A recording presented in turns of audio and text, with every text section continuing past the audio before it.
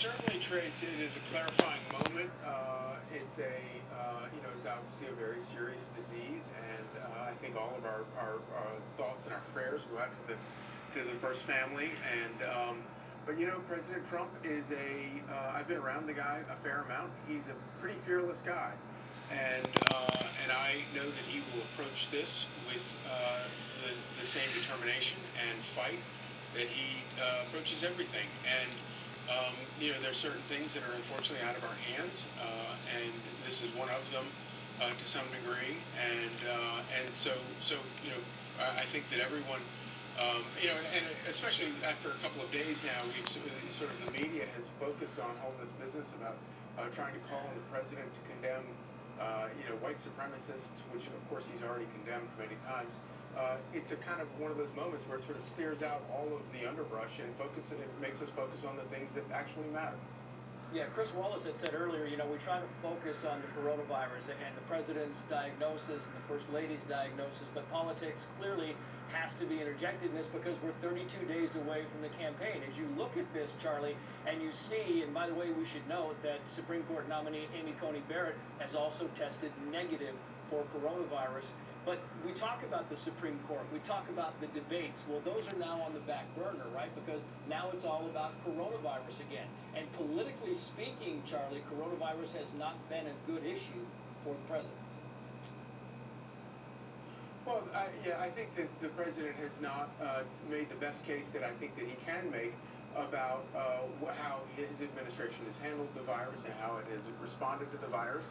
Obviously, it's a terrible disease. It's a terrifying disease. But you have to weigh. He's elected president because and in that capacity, he has to weigh the threat of the disease with the threats of overreacting to the disease, such as shutting down the economy and trying to sort of find a good balance. You can't just hand that over to people who haven't been elected. These are major questions that the American people have a right to vote, to have their elected leaders, make decisions about. And so, so I think that this is, it's certainly, like I said, it's a clarifying moment, but I also think that it is an opportunity for the president to sort of recalibrate and come out and make a very strong case for how his administration has handled something that, look, when this started, nobody knew anything about any of it. If we want to play the blame game, the way I feel like a lot of Democrats have been playing and trying to sort of prosecute against President Trump, unfairly, I would argue, it cuts every which way. The bottom line is, when this began, nobody knew what it was, nobody knew how it behaved, it was a new virus, and I think that the Trump administration has done a very, very smart job balancing out how to combat the disease without letting the cure be worse than the disease itself. But at this moment, I know that everyone joins me in praying for the first family, and that's the most important thing at this moment. And you know what I was struck by, Charlie, is that, when I first heard the news, I was thinking, wow, because I know people have criticized the president for downplaying the virus, and there have been some contradictory statements on masks and when to wear them and whether to wear them.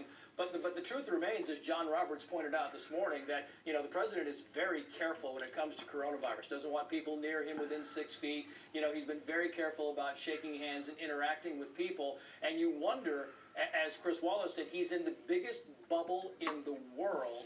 And if the president of the United States is not immune from getting coronavirus, it's got to take the country back a little bit to think, wow.